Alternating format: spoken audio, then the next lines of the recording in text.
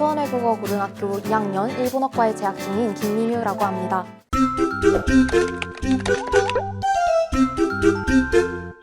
초등학교 1학년 때부터 초등학교 6학년 때까지 총 6년 동안 윤 선생을 통해서 공부를 했었습니다. 언니가 옆에서 윤 선생 학습을 하는 걸 보고 당시에 되게 어렸던 저는 원어민 음성이 나올 때마다 한마디 한마디 따라 말하고 그걸 자기가 직접 들어보는 게 되게 재밌어 보였던 것 같아요. 엄마한테 이제 저도 윤 선생을 하고 싶다라고 얘기를 해서 윤 선생을 하게 되었던 것 같고, 저와 언니와 항상 어렸을 때부터 이제 같은 방에서 서로 윤 선생 학습을 하면서 서로 되게 그때부터 열심히 하는 공부 습관들이 잡혔던 것 같아요. 네, 언니는 수원외고에서도 영어과에 재학을 했었어요. 연세대학교 영어영문학과에 재학했습니다. 윤 선생 학습할 때 그런 원어민의 음성을 따라 말하는 부분들이 있잖아요. 그런 것들을 이제 원어민의 음성과 최대한 비슷하게 이제 따라 말하는 그런 팁 같은 것들을 전수를 해주기도 했던 것 같고, 헬로토비라는 교재가 있는데 제가 이 교재를 학습을 하고 교재 학습이 끝난 후에 정말 펑펑 울었던 기억이 나요. 이 헬로토비가 스토리가 있는 교재여가지고 거기 나오는 인물들이 있었는데 그 인물들과 헤어지기 싫다고 어린 마음에 되게 울었었던 그런 재밌는 기억도 납니다. 매일매일 다른 원어민의 음성들과 다른 문장들을 녹음을 해나가면서 체화시키는 과정이 되게 재밌더라고요. 그래서 꾸준히 그때 윤 선생 때 연습을 했던 게 실제로 고등학교에 와서 원어민 선생님들과 회화를 하거나 발표 수업을 할 때도 되게 많이 도움이 되었다라고 생각을 하고, 원어민의 음성을 따라 말하는 과정에서 제 발음이라든지 억양 같은 것들을 또 많이 고쳐나갈 수가 있잖아요. 그런 부분들에 되게 많이 도움을 받았던 것 같아요.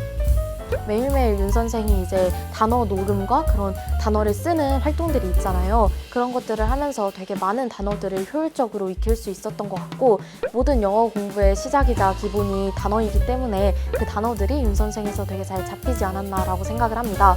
단어가 잘 잡힌 이후에는 중학교 때 수준을 올린 고급 어휘들을 많이 암기를 하려고 했었고, 수능 이제 출제 요소들이 되는 핵심 어법 포인트들을 다시 한번 재정리를 하면서 리마인드를 시켰었고, 윤 선생 때 배운 그 그래머 교재들을 더 업그레이드를 시켜서 제가 계속 상기시키려고 했던 것 같습니다.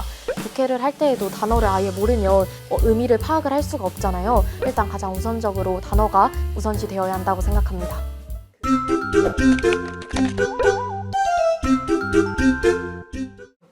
윤 선생을 통해서 익힌 단어 공부법이기도 한데요. 그 녹음을 하면서 제가 직접 외운 단어들을 녹음을 하고 그걸 이제 자투리 시간이나 버스를 타러 가는 시간이나 잠깐 급식 먹으러 가는 시간 이럴 때 짬짬이 귀에만 듣고 외워져도 되게 상기가 되더라고요.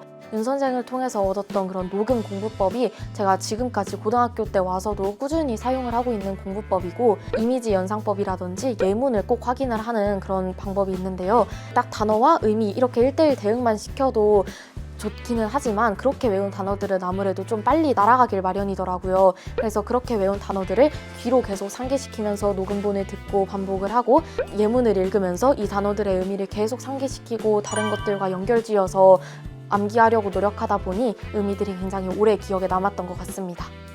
매일매일 꾸준히 하다 보면 정말 언젠가는 그게 이루어질 거다라는 얘기를 꼭 해주고 싶습니다. 하루에 3지문이라도 꾸준히 분석을 해보고 하루에 10단어라도 꾸준히 암기를 해보자라는 저만의 목표를 가지고 하루하루 꾸준히 해나가다 보니까 정말 하루가 다르게 실력이 성장하는 게 눈에 보이더라고요. 단기간에는 눈에 보이지 않는다라고 하더라도 장기적으로 보면은 분명히 내가 어느 정도 성장했다라는 걸 느낄 수 있을 거예요. 그래서 꼭 중간에 포기하지 말고 끝까지 끈기 있게 조금의 목표치라도 정해서 하루하루 달성해 나갔으면 좋겠습니다.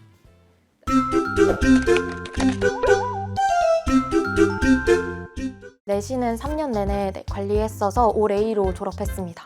예체능 포함 올 A였습니다. 제가 중학교 때 일본과의 독도 영유권 분쟁에 대해서 탐구한 적이 있었는데 그때 일본이 학생들에게 왜곡된 역사 교육을 하고 있다는 것을 알게 되었습니다. 그래서 그로 인해 올바른 역사 교육의 필요성에 대해 느끼게 됐고, 일본의 역사와 문화 및 전반에 걸친 모든 것에 대해서 더 잘 알아야겠다라는 생각이 들었고, 그를 실현시키기 위해서 일본어과에서 더 배우고 싶다라는 생각을 하게 되었습니다.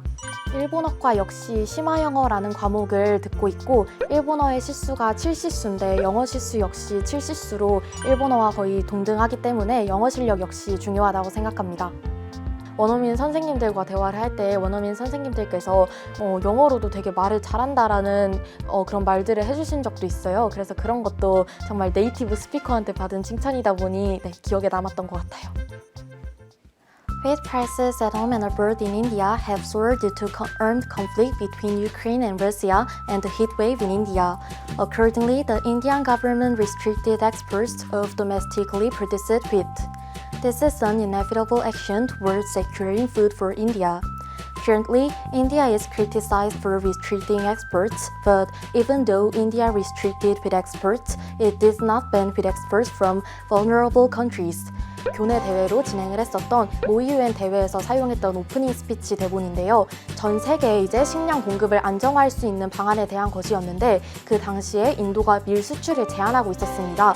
근데 인도 입장에서도 자국민을 위한 밀 수출 제한이었었기 때문에 그런 입장들을 대변하는 내용의 오프닝 스피치를 담았고요. 앞으로 인도가 이 식량 안정 방안에 대해서 어떻게 하기를 원하는지, 국제 식량을 어떻게 안정화해야 하는지 그것에 대한 방안을 제시하고자 하는 내용의 오프닝 스피치입니다. 일단 수원외고 같은 경우에는 100% 기숙사 생활이 가능하기 때문에 기숙사 생활을 하면서 규칙적으로 공부 습관을 들여나갈 수 있고, 제가 옛날부터 윤 선생을 통해서 터득했던 자기주도 학습 능력 역시 수원외고에서 가장 잘 발휘할 수 있을 거라는 생각이 들었습니다. 전형 같은 경우에는 크게 1차 서류 전형 그리고 2차 자기소개서 면접 전형으로 이루어져 있는데, 서류 전형에서는 가장 첫 번째로 영어 성적을 보고요. 영어 성적에서 동점자가 나왔을 시에는 국어, 역사, 사회와 같은 과목들의 성적을 확인을 합니다. 그래서 영어나 국어, 역사, 사회 같은 과목들은 내신 관리가 잘 되어져 있어야 하는 것 같고, 그리고 2차에서는 성적 전형에서 합격한 학생들을 대상으로 자기소개서를 제출을 하고 그 다음 면접이 이루어지는 방식입니다. 무엇보다 외고에서 적응을 잘 하려면 탄탄한 영어 기초가 굉장히 중요하다라고 생각을 합니다. 저도 윤 선생을 통해서 영어 기초를 잡아놓은 만큼 실제로 외고에 갔을 때 영어 기초가 돼 있다 보니 다른 공부도 같이 챙길 수 있었고, 영어에 대한 심화 공부도 충분한 시간을 들여 할 수 있었던 것 같습니다. 그렇기 때문에 자기주도 학습 역량이 갖추어져 있고 탄탄한 영어 기초가 완성되어 있는 친구들에게는 외고를 정말 추천하고 싶습니다.